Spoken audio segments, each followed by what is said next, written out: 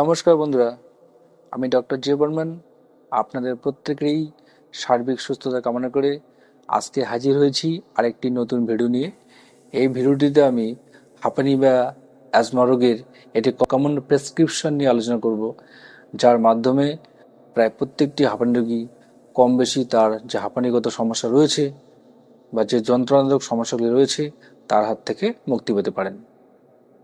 এক কথা বলতে গেলে যারা ইনহেলার ব্যবহার করে থাকেন, আশা করি এই প্রেসক্রিপশন অনুসারে যদি ওষুধ খেয়ে যান তাহলে তার হাত থেকে মুক্তি পেয়ে যাবেন। তো বন্ধুরা, ভিডিওটি শুরু করার একটা ছোট্ট রিকোয়েস্ট, যারা আমার চ্যানেলটি প্রথম দেখছেন বা এখনও সাবস্ক্রাইব করে ওঠেননি, প্লিজ অবশ্যই সাবস্ক্রাইব করে দেবেন, তার সঙ্গে লাইক করবেন, কমেন্ট করে জানাবেন। যদি কোথাও কোনো ভুল ইনফরমেশন বা মিস ইনফরমেশন মনে হয় অবশ্যই কমেন্ট সেকশনে জানাবেন। তো বন্ধুরা, আমরা প্রত্যেকেই জানি যে হাঁপানি বা অ্যাজমা একটা দুরারোগ্য ব্যাধি, যার এলোপ্যাথিক বা মডার্ন সিস্টেমে কিওর নেই বললেই চলে।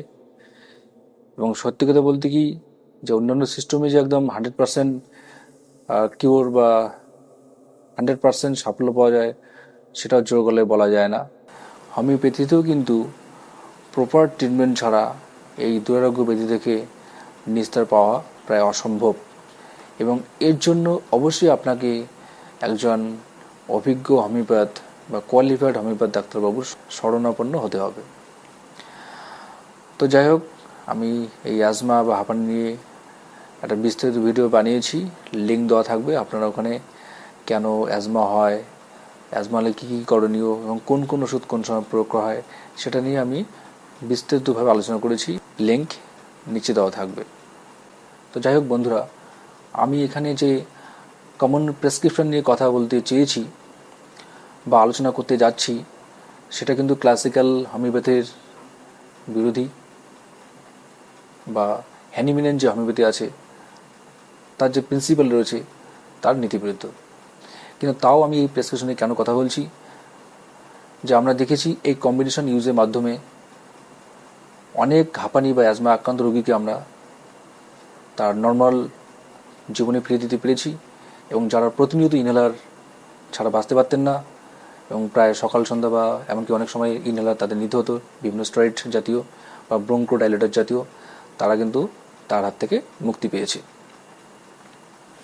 আর সবথেকে বড় কথা হচ্ছে, আপনারা যারা প্রত্যন্ত গ্রামে থাকেন, এমনকি অনেক ছোট ছোট শহর বা গঞ্জে থাকেন, সেখানেও কিন্তু অনেক সময় প্রপার হোমিওপ্যাথ বা যারা ক্লাসিক্যাল হোমিওপ্যাথ আছেন তাদের দেখা পাওয়া খুবই দুষ্কর। তো বন্ধুরা, কথা না বেরিয়ে যে ওষুধগুলি নিয়ে আজকের এই কমন প্রেসক্রিপশন আমি বানিয়েছি, তো সেই ওষুধগুলি হচ্ছে আর্সেনিকাম অ্যালবাম 200, অ্যান্টিমট্রট 200, এছাড়া 3টি মাদার টিংচার একসঙ্গে আমরা মিক্সড করেছি, সেটা হচ্ছে blatta orientalis mother tincture, aspidosperma mother tincture এবং গ্রিনডিয়ালা রোবাস্টা মাদার টিংচার। তো এই ওষুধগুলি নিয়ে যদি একটু সংক্ষিপ্ত আলোচনা করা যায়, তো আমরা জানি আর্সেনিকাম অ্যালবাম একটা রেসপিরেটরি ডিস্ট্রেসের বা হাঁপানির একটা খুবই গুরুত্বপূর্ণ হোমিওপ্যাথিক মেডিসিনস। বিশেষ করে রোগীদের মধ্যে যদি একটা রেস্টলেসনেস ভাব, একটা চঞ্চলতা ভাব, একটা মৃত্যু ভয় কাজ করে থাকে, এবং রোগী যদি খুঁতখুঁতে স্বভাবের হয়ে থাকে এবং তার হাঁপানির লক্ষণগুলি মিড নাইট বা রাতের 1টা-2টোর দিকে পাচ্ছে, এমনকি মিড ডে বা দিনের বেলাও সেটা দুপুরের দিকে বৃদ্ধি পেতে পারে, এবং এক্ষেত্রে হাঁপানি রোগীরা সবসময় একটা ফরওয়ার্ড বেন্ডিং করে থাকেন, এভাবে ঝুঁকে থাকেন, তাতে কিন্তু শ্বাসকষ্টজনিত সমস্যা থেকে একটু আরামবোধ হয়ে থাকে। এরপর যে অ্যান্টিমটট নিয়ে আমরা কথা বলি, তো অ্যান্টিমটট ওষুধটি এমনই, যখন দেখা যাবে বুকের মধ্যে কফ ঘরঘর করছে, মনে হয় কাশির সঙ্গে অনেকগুলি কফ উঠে যাবে, কিন্তু কিছুতেই কিন্তু কফ উঠে আসে না, এবং সেটা যথেষ্ট কষ্টদায়ক। বিশেষ করে যারা একটু এজেড পেশেন্ট বা রোগী রয়েছেন তাদের ক্ষেত্রে কিন্তু এই ওষুধটি খুবই ভালো রেজাল্ট দিয়ে থাকে। আর যে মাদার টিংচারগুলি রয়েছে, সেখানে প্রথম মাদার টিংচার হচ্ছে ব্লাটা ওরিয়েন্টালিস। আপনারা জানেন এটা আরশোলা থেকে তৈরি হয়ে থাকে। ব্লাটা ওরিয়েন্টালিস কিন্তু ব্রঙ্কোডাইলেটর, মানে এটা সেবনের মাধ্যমে ব্রঙ্কিওলগুলোর মধ্যে যে কনজেশন থাকে সেটা কিন্তু অনেকটা রিলিভ হয়ে যায়। তো এরপরে নেক্সট যে মাদার টিংচার রয়েছে সেটা হচ্ছে অ্যাসপারটোস্পার্মা মাদার টিংচার। এটা অনেকটা ব্রঙ্কোডাইলেটর কাজ করে থাকে। এমনকি যদি কার্ডিয়াক অ্যাজমা বা হৃদপিণ্ডজনিত অ্যাজমা বা হাঁপানি হয়ে থাকে, সেক্ষেত্রে কিন্তু এই অ্যাসপারটোস্পার্মা খুবই ইফেক্টিভ বা কার্যকরী হোমিওপ্যাথিক মেডিসিনস। আর যে লাস্ট মাদার টিংচার সেটা হচ্ছে গ্রিনডেলিয়া রোবাস্টা। এটাও কিন্তু রেসপিরেটরি ডিস্ট্রেস বা হাঁপানি বা ব্রঙ্কাইটিস যে কোনো ধরনের শ্বাসকষ্টজনিত রোগে এটা খুবই ইফেক্টিভ বা সাক্ষাৎ ধন্বন্তরী হিসাবে কাজ করে থাকে। বিশেষ করে যখন হাঁপানিতে আক্রান্ত রোগীর কফগুলো স্টিকি হয়ে থাকে বা আঠালো হয়ে থাকে, কিছুতেই উঠতে যাচ্ছে না, সেক্ষেত্রে কিন্তু গ্রিন ডিলে মাদার টিনচার অব্যর্থ হোমিওপ্যাথিক ওষুধ। তো বন্ধুরা, এখন আমরা ওষুধগুলি কোনটা কখন কিভাবে খাবো সেটা নিয়ে আলোচনা করব, বা যেটা কমন প্রেসক্রিপশন বলেছিলাম সেটা নিয়েই কথা বলবো, সেটাই এখন আলোচনা করতে যাচ্ছি। তো এখানে প্রথম যে মেডিসিন থাকবে আর্সেনিকাম অ্যালবাম 200, যেটা প্রত্যেক দিন 2 ফোঁটা করে সকালবেলা খেয়ে যেতে হবে। নেক্সট হোমিওপ্যাথিক মেডিসিন অ্যান্টিমিটার 200, সেটা প্রত্যেক দিন 2 ফোঁটা করে সন্ধ্যার সময় বা রাতের দিকে খাওয়া যেতে পারে। আর এরপরে যে মাদার টিনচার 3টি রয়েছে সেটা একসঙ্গে মিক্সড করতে হবে। এর জন্য একটা 100 ml ভায়াল নিতে হবে, কাচের ভায়াল।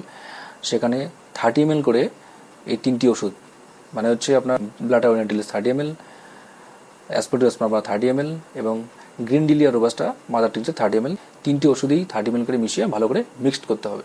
এই যে মাদার টিনচারের কম্বিনেশনটি রয়েছে সেটা দিনে 3 বার হাফ কাপ জলের সঙ্গে মিশিয়ে খেতে হবে।